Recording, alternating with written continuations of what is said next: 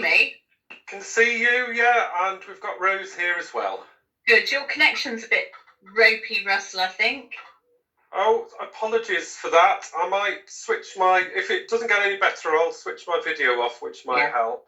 If we can keep it on, I think it's probably better to. So,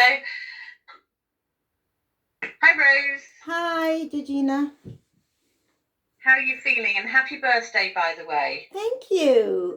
Is it your birthday, Rose? It is, and don't ask me how old I am. Congratulations. Thank hope you get to go somewhere or do something. It was my birthday back in April and didn't go anywhere, put it that way. Okay. We understand. It's mine tomorrow, so we'll all commiserate on the terms of A, it's our birthday, and B, we're not doing anything. So I guess we best crack on, because we don't want to waste anyone's time this morning, and we fairly all know why we're here. I think it's over to you, Russell, to explain, what's been happening at your end and how we can help resolve this. Yeah, for sure. First of all, Rose, thank you so much. I know none of this has been easy, but there's certainly always things we can learn from. And one thing you raised with us as well, which I didn't realise, was your name was still appearing on our directory. Now, what actually happened is we switched websites a year ago, I think, now, and your name's not on the new website, but I didn't realise that some of the old data was already still remained on the old website that was hosted by CQC, so I've taken all of that off. So thank you for that, Rose. So that's one thing at least we can learn from at the start. So from my point of view as well, and I think particularly your interest around this, Georgina, is the potential that somebody in my team has breached your confidentiality. I know that there's been exchanges with you about various correspondence and all of that kind of stuff. I can't see that's happened, but really grateful for any kind of information you can give us around that, just so we can make sure that if there was a problem, it won't reoccur. Well, what about if there was a problem, what you're going to do about it? Because this whole thing has landed Rose in a huge amount of costly litigation, as well as the fact that she's lost her job. And the best that she's being offered is a placement, and she's got children. Her youngest is 12. How does the learning impact that? What really can be done to redress this? Because what Rose really wants is a job. Right, I understand, but if we can talk about kind of the issues about confidentiality as much as anything else. We can do that one first, but the rest is, otherwise the rest we might as well forget this call and go straight to litigation, because it's going to come out in court. And what I thought the idea of the call was, is to try and bridge the gap, to look at where the role of the NGO in terms of supporting whistleblowers who've spoken out where things have gone wrong. Yes, use the learning by all means, but that doesn't mean abandon the whistleblower to the wilderness of expensive litigation and potential bankruptcy and homelessness. So I'm looking at something a lot more practical than just words. And so is Rose. I've had her on the phone this morning, and she's been terribly upset. What a way to start your birthday, thinking that you might not be able to afford your mortgage. Yeah, I can absolutely understand the difficult position around this. And Georgina, if you'd like to set out what you would like us to do, very happy to do that. But equally, what I was hoping to do is use this call to understand what Rose has said about the NGO and see what we can do about that. Have you not seen the emails between members of your team and just when Rose is being discussed? Rose, is it okay if I talk about your contact with the office with Georgina? Are you happy for that? Yes, yeah. Okay, brilliant. Yeah, Rose has put in a subject access request. Yes, I've seen those emails. And? So, Georgina, I thought you were describing a situation where somebody in my team has approached the chief exec of Rose's Trust, but I can't see any of that. Unless you've got information I haven't we've seen the documents that you've seen, and there are documents in which Elaine, who's the local guardian, right, okay, who's since resigned, Lorraine and Simon from your team, who've all been going back to the chief exec of the trust and discussing. Right. No, but Georgina, I'd really like to see that information because I've not seen anything. And if we're talking about the subject access request that Rose submitted to the team, which includes all the correspondence in which Rose has been named, and there isn't any. Unless you've got some information that's not part of that, there isn't. So I can go through. So I can go through from the 31st of January 19, when Rose first contacts the office, the response she got on the 5th of February. Then, in fact, there's two further responses on the 5th of February. The response from Rose on the 6th of February. Further inquiries on the 20th of April. And then there's some correspondence going up until the 13th of May. If you've got anything other than that, I'd be delighted to see it. Can I just jump in there? Yeah, do. I was going to hand over to you, Rose, here. Thank you. So I'm going to go back to the 14th of December 2018 when I spoke to Lorraine on a face-to-face. There was a meeting. And as soon as I explained to her all the serious patient safety concerns within my trust, she went back and reported me to the Freedom to Speak Up Guardian of the trust. And the Freedom to Speak Up Guardian reported me to the executives. Again, I contacted the National Guardian's Office on the 31st of January 2019. Again, the conversation I had with Lorraine went back to the chief executive. So basically, she is contacting the Freedom to Speak Up Guardian, who is reporting me to the chief executive. So I had to do a subject access request to my trust to obtain those emails. And if you read them, I have the emails specifically saying that Rose is speaking to the National Guardian's Office, and we have no guidance. Yeah, so Rose, I've not seen any information from your trust. As I say, I've seen information that's been part of the subject access request to my team. So that's all the records that my team have. I don't have any records of a conversation in December 2018. I'm not saying nothing happened, but I can, as far as I can possibly guarantee this, no member of my team has spoken to your chief executive. They have spoken to the Freedom to Speak Up Guardian, Elaine Williams, who's gone back and reported it to the chief executive. Right. Okay. Yeah. That's brilliant. Thank you, Rose. So two things. One is so to help assure you, Georgina, then this is a conversation about Elaine, the Freedom to Speak Up Guardian, talking to her chief executive about Rose, not a member of my team. It is a member. And then secondly, if there has been correspondence between Elaine or anybody else in Rose's trust with my team, I can't disclose that in just the same way as we would protect anybody else's information around this. Yeah. Can I just clarify something there? So it is the member of your staff speaking to the Freedom to Speak Up Guardian of the trust, and then the Freedom to Speak Up Guardian of the trust reporting that to the chief executive. Yeah, so a member of your... brilliant. Thank you very much, Rose, because that's not what Georgina's been saying. Georgina's been saying that it's a member of my team speaking to your chief exec. So I'm really pleased we've got clarification that that's not the case, and hopefully that gives you some assurance, Georgina.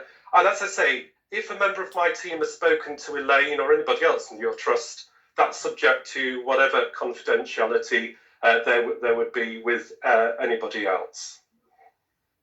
And so Georgina, hopefully that kind of helps with that point. Yeah. If Rose is happy with that point, that's fine. Yeah. So and also it's not what's one member, it's two what members. is the can we ask them, what is the protocol? What are the policies and procedures that are laid out to the local guardians by the National Guardian's Office relating to confidentiality?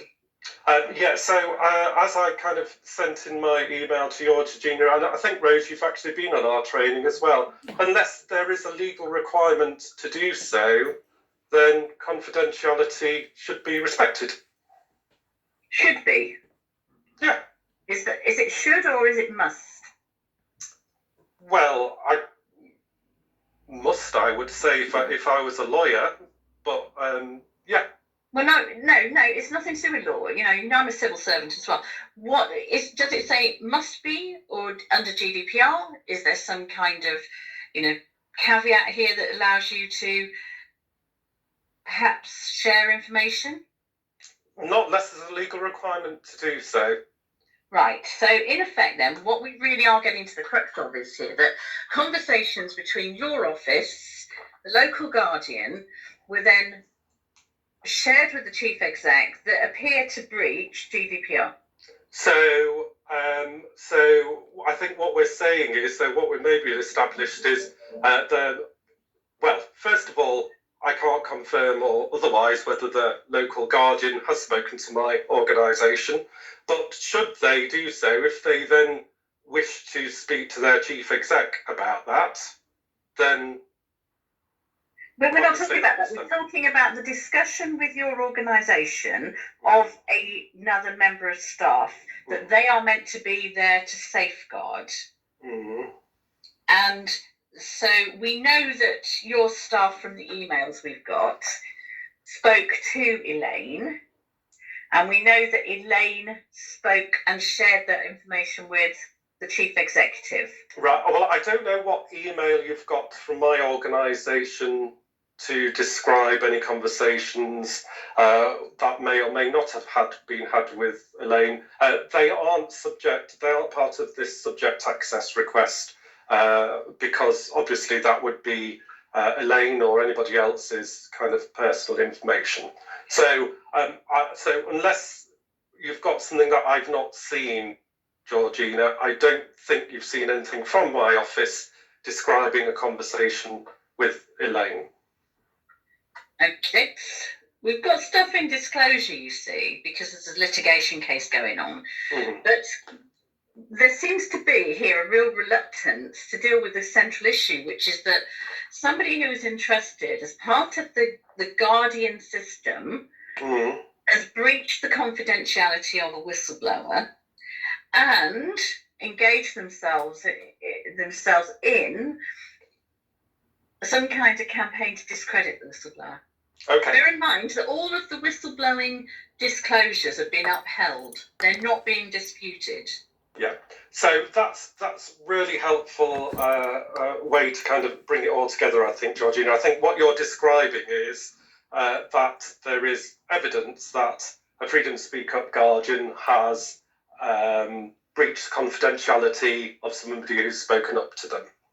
I think that's kind of where it goes, where it kind of focuses on. In which case, because you've got to bear in mind, we don't employ Freedom to Speak Up guardians, and we have no control over who's placed in those roles. We do have a complaint system about guardians, though. So at any point, then somebody could make a complaint about their Freedom to Speak Up guardian. Can I just jump in there? Please do. Thank you. It's not, I think the one point that you're missing here is the involvement of your staff member. Yeah, it's where your staff member has conspired with the Freedom to Speak Up guardian and they have revealed my identity. I was not protected. At what point does your office move in and say, hang on a minute here, we need to protect the person who is raising these serious patient safety concerns? So it is not just the guardian. I know the trust they employ the guardians. You're not involved with that. But these guardians, they work with your office. So under that process where they're working together, my identity has been revealed. and I suffer detriment. So I think that is where our focus really is. Look, thank you, Rose. And I know we're kind of perhaps arguing at slightly different points as well. Yeah. It's just really helpful kind of how much progress we're making, because up until this point, Georgine has been explaining that it's a member of my team going to the chief executive. So we've established that there's no evidence that that's the case. I absolutely get your point. So a guardian would come to us for advice and clarification and discussion about individual cases. We would deal with that in confidence, and we would absolutely expect that a guardian would continue to do that. So it feels to me that this still boils down to some extent to a belief that Elaine has breached your confidentiality when you've spoken up to her, and that shouldn't happen, as I say, unless this caveat around there being a legal requirement to do so kicks in. Yeah, but when I have spoken to Elaine, okay, she has breached my confidentiality, but the National Guardian's Office also breached my confidentiality, because there are times, that twice when I've spoken to Lorraine, and then she's gone back to the Freedom to Speak Up Guardian of the Trust and reported exactly what I had discussed with her. I spoke to Simon, and Simon went back. That's the crux of it now. So Rose, you're saying that after you've spoken to members of my team, yes, my team has then subsequently spoken to Elaine, yes, about those conversations? Absolutely. I can't see any of that, Rose, and that would have come up as part of your subject access request. So again, if there is correspondence or something to show that after you've spoken to members of my team has then disclosed your identity or the details of those conversations to the Guardian, then I'm really sorry if that's happened, and I'd really like to see what there is about that. Yes, so I have that, and it's whereby this Freedom to Speak Up Guardian has sent an email to the chief executive to say that Rose is speaking to the National Guardian's Office. Yeah, now what I can say, and we do commonly kind of get this kind of scenario, and you'll know from generally around kind of whistleblowing and when people do speak up in these situations. If Rose is saying that you're speaking to the National Guardian's Office, then that does not necessarily mean that my office has said that.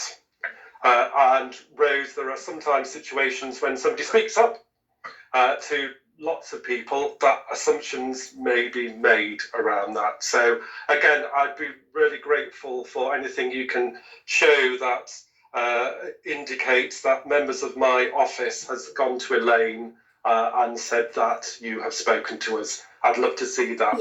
As I say, an email from Rose to your chief exec saying that you are speaking to the National Guardian's Office is a different matter, I would suggest.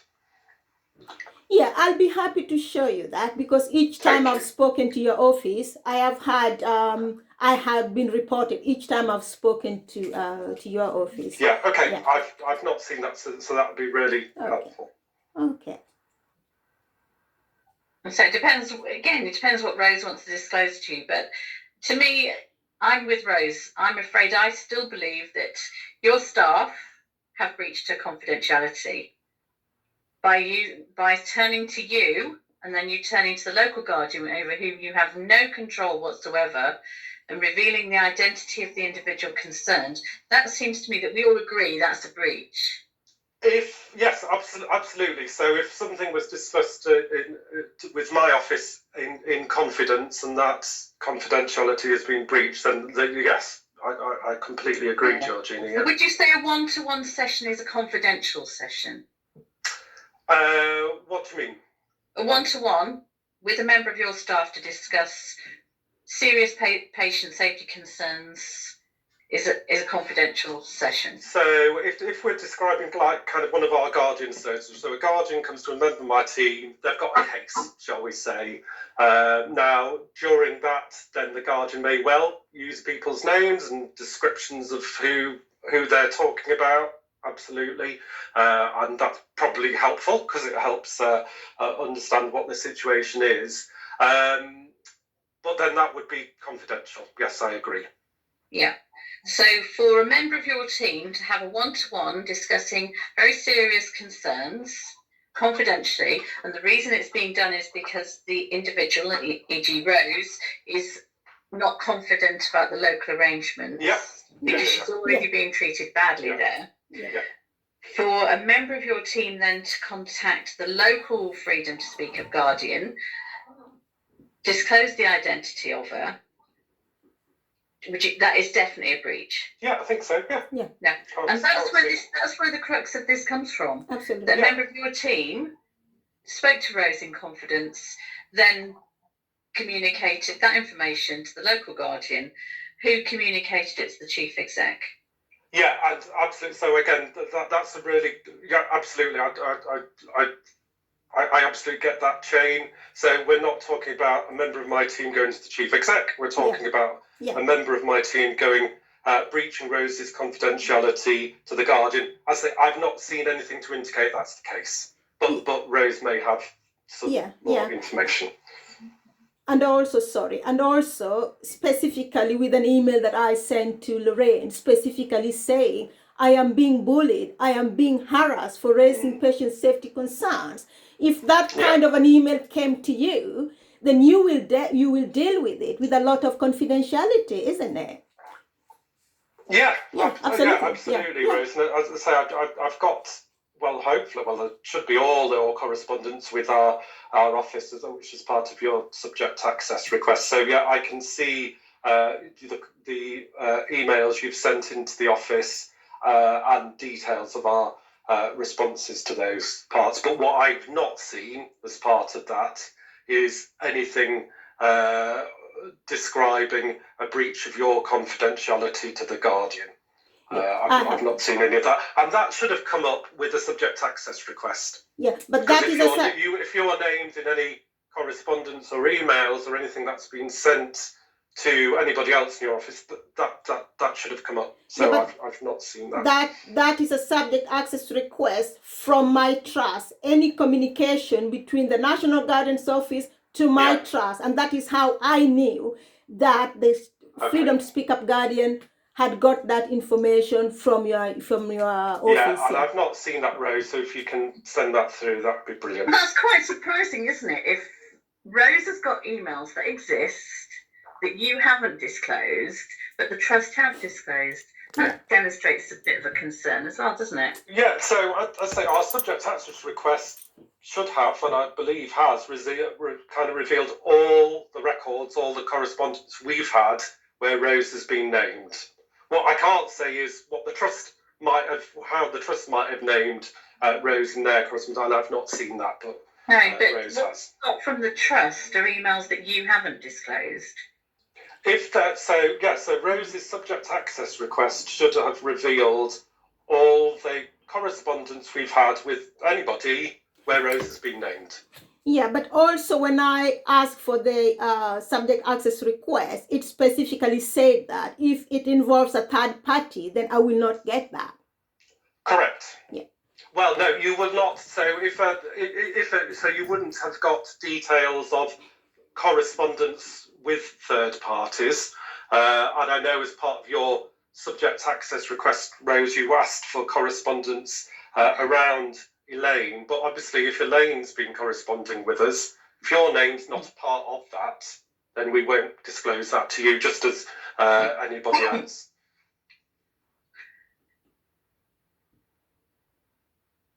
So yeah, absolutely. So all of our records where you've been named, Rose, should have come up with that. So if you've got something from the trust side, then obviously we won't have seen it, but if it was an email from my office where you've been named going to the trust, that should have been revealed.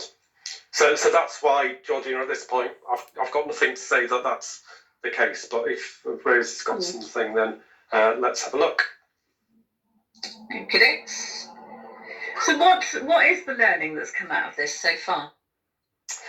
Well, I think there's always learning. As I say, there's partly Rose, you've really helped us kind of sort out our website, so that's done. And the other thing I'm absolutely minded to do is try to make much more of this, much more upfront. And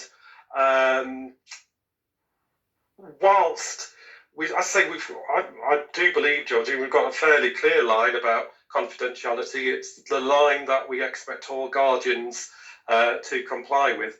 We're in the process of refreshing, renewing, and updating our website. I think we need to do more, and we will do more about explaining confidentiality. I think we need to and can do more about generally the information we put up front. So we will absolutely do that as part of that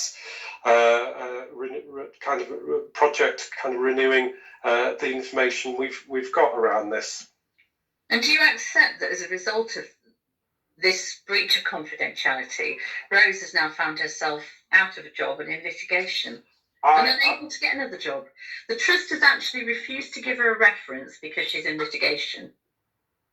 What sort of thing is the Guardian going to do about that? Because that again reflects back on the Guardian service will stop. Well, and this is kind of part of the issue as much as anything else, Georgina. I think it does reflect on the NHS and its attitude to help as much as anything else. So I kind of agree with that. I think one thing that ought to, which might kind of be a source of support around this, is NHS improvement around this. And I know, Rose, that you're part of the whistleblower support scheme, which Georgina's kind of referenced just now. And I think if a trust is taking disproportionate or inappropriate action against a worker, then that's something that NHS improvement should have an interest in. And we'd be really supportive of anything that encourages them to take some actions. Because I think what we're talking about there, Georgina, is a bit like what we've discussed previously, is around trust boards, shall we say, for want of a better word, being heavy-handed against individuals. And I think the points that you've made previously with Henrietta absolutely resonate with us. So I think if generally there is a story here around Rose as being an example of that happening, then the right place to take that up with is NHS improvement.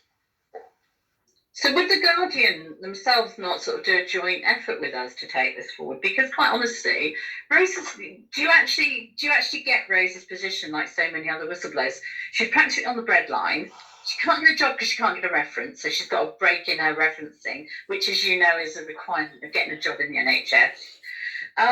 An NHS improver as much use as a chocolate teapot, because all they can offer her is, yes, we believe you are a whistleblower, you're going through litigation, we can offer you some support to write a CV. Oh, and by the way, why don't you take a job at a pay grade lower?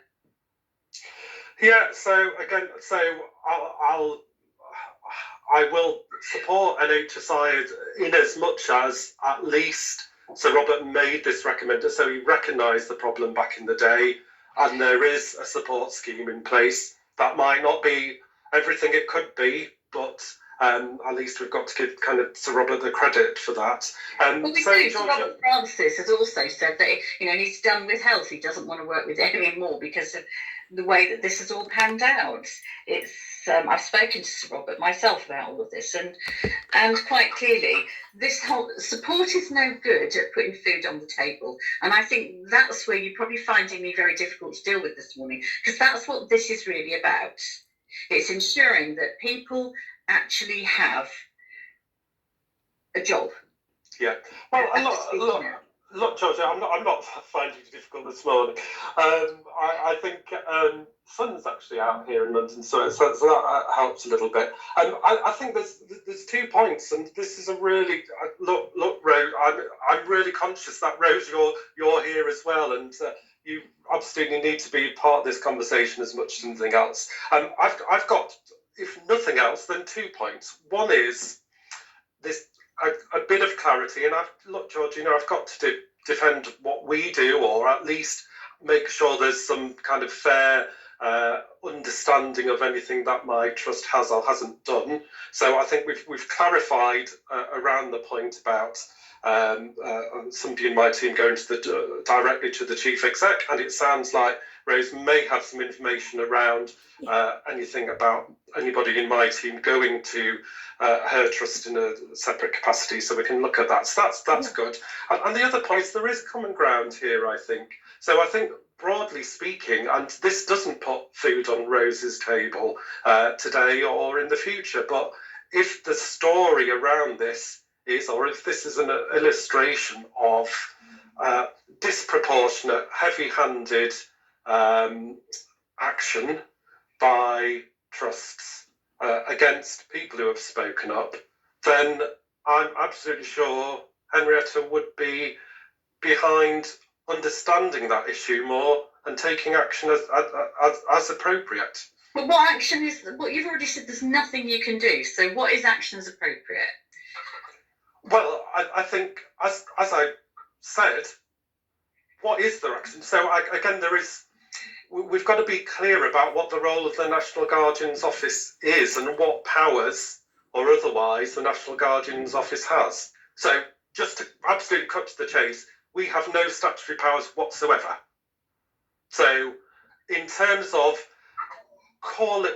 we can call things out, and we have things like our annual report where we can describe some of the broader issues around this. We can work within the system, we can work in cooperation, we can call things out as appropriate, we can form alliances, all of that kind of things. But unfortunately, no matter how we might wish it to be, Henrietta, the National Guardian, does not have powers, no statutory powers around this. But we can put pressure on. What we can do is call out issues in much the same capacity as you, I guess, Georgina, as much as something else. And I say this is where there is potentially some common ground.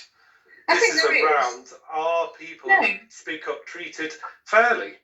And our role has been, I guess, broadly, I describe twofold. One is to tackle this. One is to engineer and create this alternative route for people to speak up, and to use that alternative route to take proactive measures, so we're not always reacting to this. We're working within the trust and we're working within the system to make the world a better place, for once, for a better word, in the first place. So that's kind of where we are with it. Yeah. So realistic. No, I get with you. I'm not offside, and I'm unabashed in the fact that I'm putting pressure on for this, because the fact that you don't have any statutory powers. No.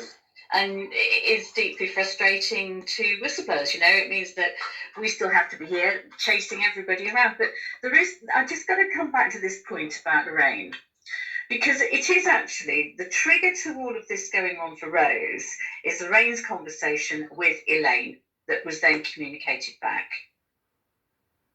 Well, Lorraine disclosed Rose's identity to Elaine, and Elaine disclosed it to the chief exec of the hospital. And that's where all of this started for poor Rose. Yeah. Yeah, I agree. So I've not seen anything which says Lorraine disclosed Rose's identity to Elaine. I don't know how the names rhyme. But if Rose has got that information, what I will absolutely put out there, though, Georgina, what I can't guarantee is whether Elaine might have spoken about Rose to Lorraine. That could quite possibly happen. Yeah. Can I just say something, Russell? Come in, Rose. Okay. So what I wanted to say, when somebody raises patient safety concerns with the National Guardian's Office, and especially when there is lack of communication between the trust, freedom to speak up guardian, and these are serious patient safety concerns, and then the identity of the person is revealed and she suffers detriment. Now the focus moves from these patients who are suffering, and then the focus is now on this person who has raised patient safety concerns. Now our patients continue to suffer while the focus is somewhere else. It's really something needs to change. There needs to be a lot of learning around that. Look, Rose, within kind of 2 sentences there, you've described the whole problem and everything we're trying to do with it. You're absolutely right. So the moment that somebody speaks up about a patient safety issue and a trust or any other organisation has a defensive response, and then the focus becomes on this person who has spoken up, and the issue has been left completely, utterly agree. And one of the points, and Georgine, this is one of the reasons why we're so passionate about using terminology like speaking up, is because the moment something gets described as whistleblowing, often it goes into this defensive litigation kind of trend. And the reality is, and particularly in health, there is such a blurred boundary even between what might be start out as a grievance and what's actually a patient safety issue. So I'm not clinical, so I definitely won't get the terminology right. But the moment you have a surgeon come into surgery with a bullying attitude, then probably that translates to a patient safety issue. And traditionally, the best thing somebody who's probably much lower down in the hierarchy, who'd be really brave, would be able to do is kind of take out a grievance against that person. You can see all the barriers that will get in the way in the first place. None of that would make the treatment better. So, sorry, Rose, you've helped me be quite passionate about this. That's exactly where we come from. And maybe it's a particular issue in health or more of an issue in health than in other sectors. Speaking up needs to be used as an opportunity to look at what's being spoken up about and take action. It doesn't mean that all speaking up's done in an appropriate way, believe me, and there may be some times when the manner in which speaking up happens might need to be addressed. That's why every case is different, and the fact of the matter, certainly what we observe in health, is it's very rarely that somebody just speak up about a patient safety issue. There's usually an element of I've been bullied, or there is some behavioural thing around it as well. So it's a messy old business. That's why speaking up is so important. That's why we've got our alternative route there.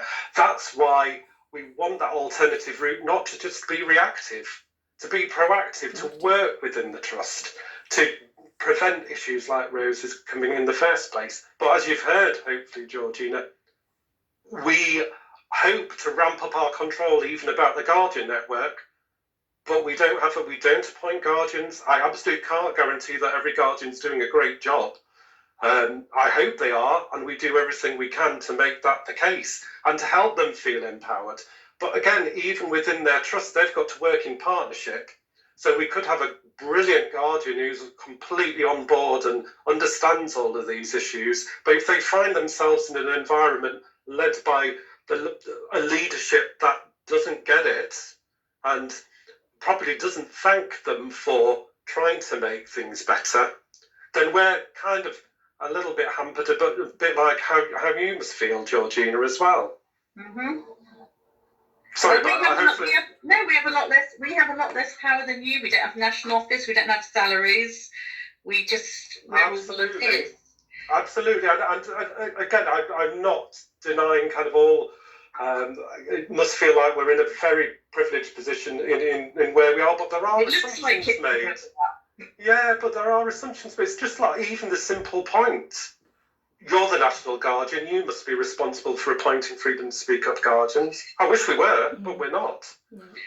No. What is the real point of the National Guardian's office? I know this has gone a bit sideways, but it's an interesting one for Rose. What really is the point? Why aren't you just another group of volunteers like us then, working around the edges of this? Well, I guess the point is, the fundamental point is, so Robert identified all of the barriers that you know of around speaking up in health and made a recommendation that there needs to be an alternative to that. So if nothing else, we're working to engineer that alternative route, which isn't good enough because it's always an alternative route. Our point is to make speaking up business as usual. So actually we're not needed and guardians aren't needed. Now you'll know that we're probably a long way from that. So I kind of think, and I can't speak for Henrietta around this, but my view is that by working from within, we can ultimately get that culture change. Doesn't mean there's all kinds of barriers getting in the way of us achieving that. We've only been around for 4 years. Only 4 years. How many deaths have happened in 4 years? How many people have been made redundant or sacked like Rose? How much has been spent in litigation? I'm sorry, I feel more urgently about this than practical, but then again, it's easy for me. I don't have a salary. What I would say is don't kind of conflate length of time to create a change with urgency. Doesn't mean it's not all urgent by any means. But what we can say is we've had like 30,000 cases raised to Freedom to Speak Up Guardians. I don't know where they would have gone before. They may not have been raised. And if one of them has prevented a patient death, then I'm really proud of that. So I think there's probably I believe there are two truths here. One is there is a whole lot more that needs to be done, but the other point is, please don't forget that there has been a difference made. I genuinely believe we do have this alternative route. We do have cases being raised. They do get positive feedback. Doesn't dismiss all the other cases where that doesn't. I think at the low level, it does a good job. I think at the high levels, where the local guardians are not strong or the trust is against them, whatever it may be, I think that the system is rubbish. I'm sorry to use that term, but I really think we have to be direct about it. And we have to sort of come back to the point of this conversation, which is, if there hadn't been indiscretion on behalf of your team, there is a slightly higher likelihood that Rose wouldn't be in the position she's in now. And that's the person that we really want to be caring about, because she's the one who highlighted upheld concerns about very serious patient safety. Yeah. Look, I think there's two things, and we can agree about both of them. So I completely agree. If there's indiscretion on behalf of my team, I want to know about it. And look, if Rose is party to information I've not got, then I really want to kind of see that and learn, improve, take action, whatever's needed. So we completely agree on that, Georgina. We also agree on the bigger point. I really do believe, and I definitely don't want to lose you in amongst this, Rose, but if the system isn't good enough, then we want to do more. Absolutely. So essentially, what you're saying is, so sorry if I can kind of paraphrase as much as anything else, you're essentially saying when it comes to speaking up, NHS improvement are good enough. Maybe we agree, and maybe we wish we could do more about it. I think so. I mean, I'm sure you'll make your own judgments around this, but in terms of the bigger picture, I think potentially we're allies, and in terms of the specifics here, I want to know about it. Yeah. So in terms of Rose then, going forward, the really big, $90 million question is there a job for Rose that can get her back into the workplace? She's a clearly high-performing member of staff from all of her appraisals. She did the right thing, and not least because of the involvement of your team, she finds herself in litigation. And if it wasn't for us doing a lot of pro bono work, she wouldn't be in litigation, she'd just be on the dole. Yeah, so getting Rose a job all I can say is, and I really don't want to, I can't speak on behalf of the whole of the NHS. We're not responsible for the whole of the NHS. The NHS is a whistleblower support scheme. That is the mechanism that ministers have agreed, that Department of Health has agreed, is what can be offered around this. Do you think it's a good scheme? It's probably, I don't know enough about it. I'm not being evasive, but I don't. How many people has it actually got into jobs? I don't, again. No, I'm just asking, just in case nobody knows. Yeah, well, I don't know. That's all I can say. Rose, have you got anything you want to add to any can of I this just say, about... Russell, when you mentioned about whether the system is working properly or not working properly, I think the best way to know whether the system is properly working or not working is by listening to what, for example, what the whistleblowers have gone through. You have evidence of that, and you can only make changes based on that, what has gone wrong in their case. For example, like my case, you can say, well, this went wrong, so we can improve on that. Do you agree with that? Yeah, I agree. So the other thing that is within our remit, but probably feels a little bit weak, is case reviews. So that's the other part of our remit around this, where somebody has had a bad experience when they've spoken up.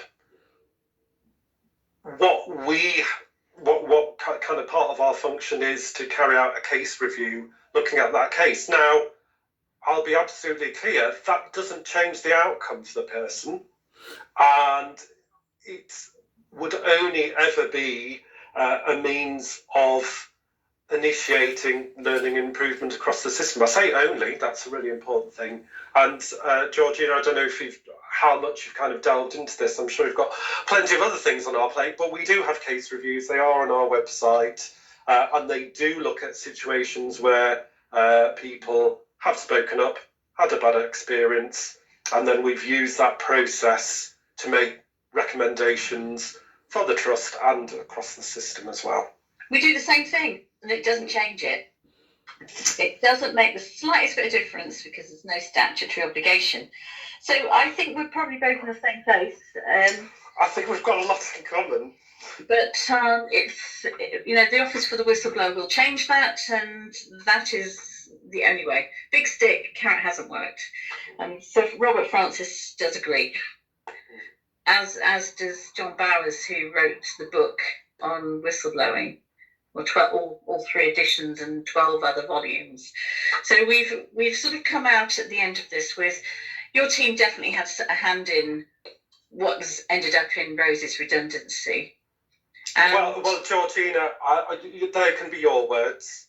Okay, they're my words. They're my words. Your team had a hand in it. I think it was naivety at best, and given the experience of the people involved, I think it was incompetence. And I don't feel at all guilty saying that to you, because that is what happens over and over again across the NHS.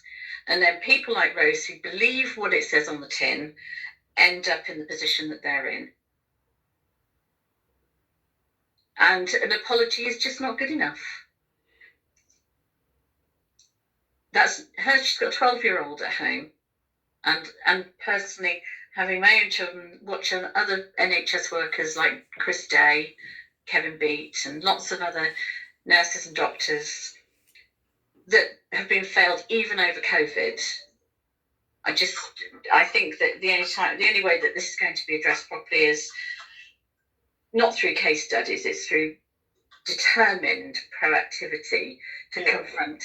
And look, it's a very serious accusation you're making, Georgina, that my team had a hand in Rose's redundancy. I know you're absolutely clear in that wording, and there is a complaints process, and that's the other thing, that if there's anything to unearth that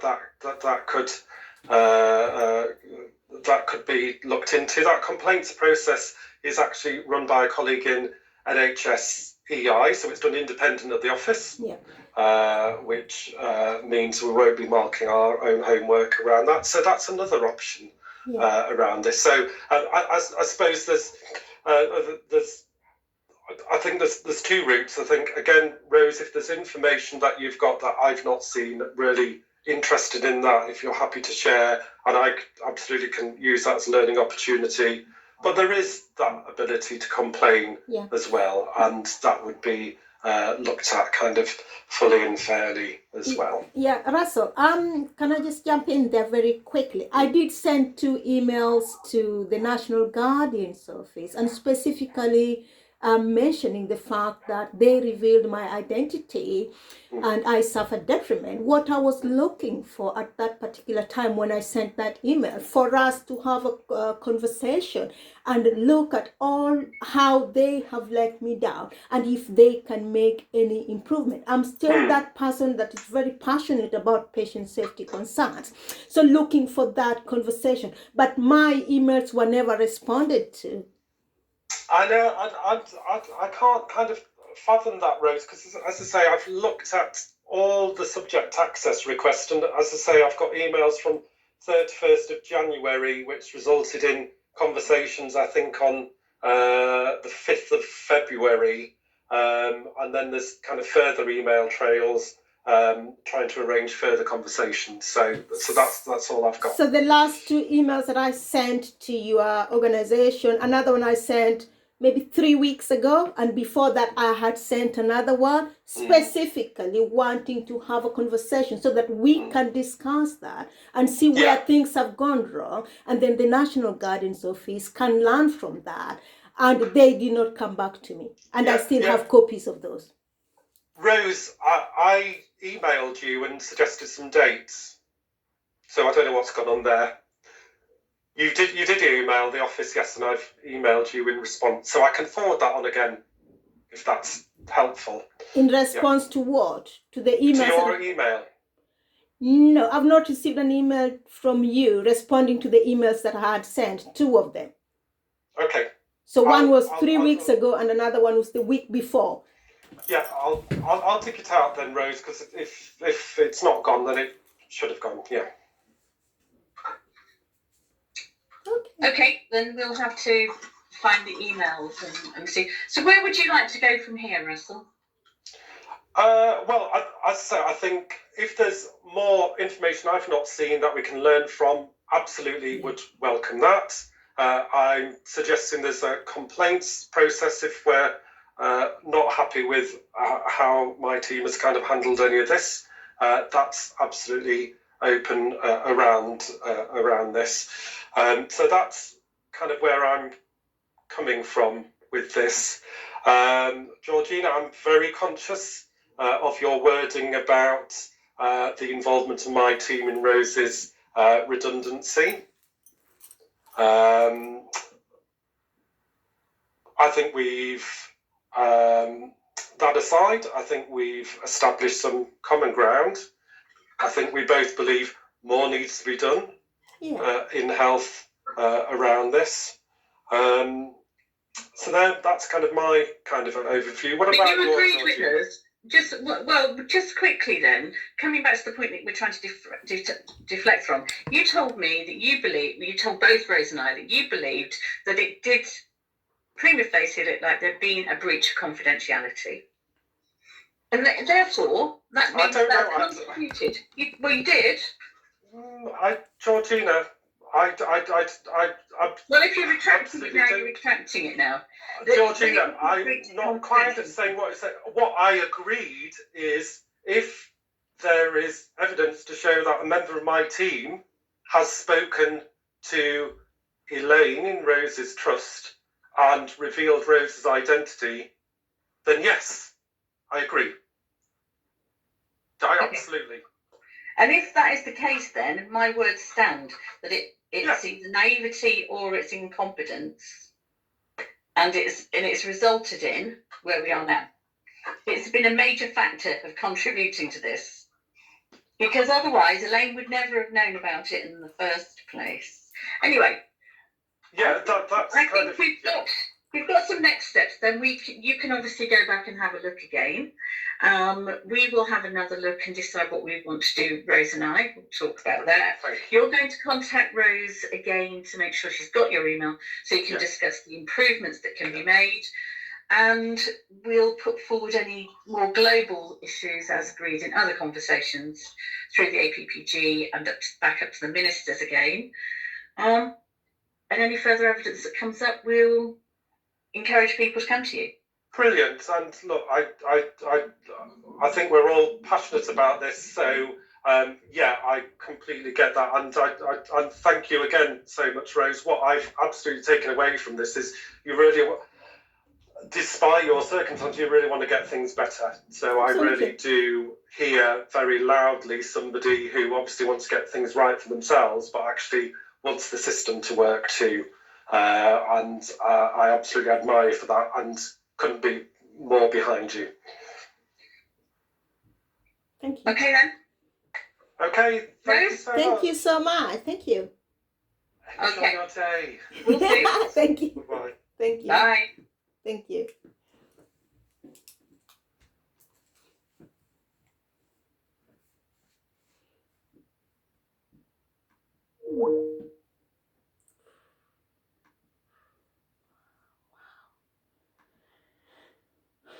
Russell.